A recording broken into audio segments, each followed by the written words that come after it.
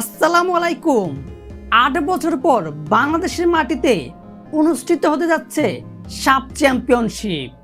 এর আগে ২০১৮ সালে সাফ চ্যাম্পিয়নশিপ আয়োজন করেছিল বাংলাদেশ ফুটবল ফেডারেশন। এবার প্রায় ৮ বছর পর আবারও ২০২৬ সালের সাফ চ্যাম্পিয়নশিপ আয়োজন করবে বাংলাদেশ ফুটবল ফেডারেশন, যেখানে ৭টি শক্তিশালী দেশ অংশগ্রহণ করবে। দর্শক, আজকের ভিডিওতে জানবো এবারে সাফ চ্যাম্পিয়নশিপে সময়সূচি এবং খেলবে যে ৭টি দল আর সেই দলগুলো কতটা শক্তিশালী। দেখুন, প্রথম কথা হচ্ছে ২০২৬ সাফ চ্যাম্পিয়নশিপ আয়োজনের সুযোগ পেয়েছে বাংলাদেশ ফুটবল ফেডারেশন। প্রত্যেকটা ম্যাচই অনুষ্ঠিত হবে বাংলাদেশ জাতীয় ফুটবল স্টেডিয়ামে, যেটাকে ন্যাশনাল স্টেডিয়াম বলা হয়ে থাকে, এবং কি আগামী ৪ নভেম্বর থেকে ১৭ নভেম্বর পর্যন্ত এই টুর্নামেন্টটি চলমান থাকবে। আর এখানে মোট ৭টা দেশ বা দল অংশগ্রহণ করেছে: ভারত, বাংলাদেশ, মালদ্বীপ, নেপাল, ভুটান, পাকিস্তান এবং শ্রীলঙ্কা।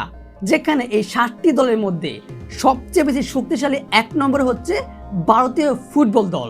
তার কারণটা হলো তারা বর্তমান সহ ৯ বারের চ্যাম্পিয়ন। সাফ চ্যাম্পিয়নশিপে তারা চ্যাম্পিয়ন হচ্ছে প্রায় ৯ বার, এবং কি তাদের ফিফা র্যাঙ্কিং কিছুটা এগিয়ে রয়েছে। তার সাথে তাদের অভিজ্ঞ খেলোয়াড় এবং শক্তিশালী স্কোয়াড, যেটা নাকি এবারের টুর্নামেন্টে সবচেয়ে বেশি ফেভারিট একটা দল ভারতীয় ফুটবল দল।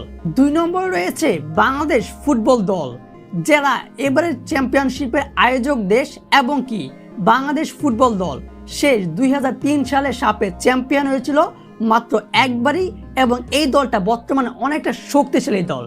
তার কারণটা হলো জামাল বুয়ের পাশাপাশি রয়েছে ইংলিশ প্রিমিয়ার লিগে লেস্টার সিটির হয়ে খেলা তারকা একজন ফুটবলার হামজা চৌধুরী, তার সাথে রয়েছে মুরসালিন, সমীর সোম, ফাহমিদুল ইসলাম ছাড়াও তারকা তরুণ এবং কি অভিজ্ঞ প্লেয়াররা, যেটা বাংলাদেশ এইবারে সাফ চ্যাম্পিয়নশিপটা চ্যাম্পিয়ন হওয়ার ডিজার্ভ করে। কারণটা নিজেদের ঘরের মাঠে, যার কারণে অনেকটা সুবিধা পাবে, মাঠটা খুব পরিচিত এবং কি চীনা, সেজন্যই বলছে বাংলাদেশ ডিজার্ভ করে চ্যাম্পিয়ন হওয়ার জন্য।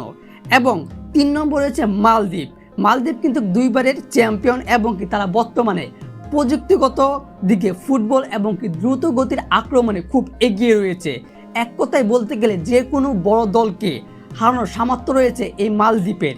এবং কি ৪ নম্বর রয়েছে নেপাল ফুটবল দল, যারা কিনা ২০২১ সালের রানার আপস, এবং এই দলটাকে বলা হয়ে থাকে হার না মানা একটা দল। কারণটা হলো তারা ম্যাচের শেষ পর্যন্ত, শেষ সেকেন্ড পর্যন্ত তারা লড়াই করে, এবং কি কীভাবে চ্যাম্পিয়ন হওয়া যায় সেটা চিন্তা করে ম্যাচটা জিতার জন্য। আর বর্তমানে বিগত কয়েকটা বছরে কিন্তু নেপালের ফুটবল দলের অনেকটা পারফরমেন্স দুর্দান্ত হয়ে গেছে।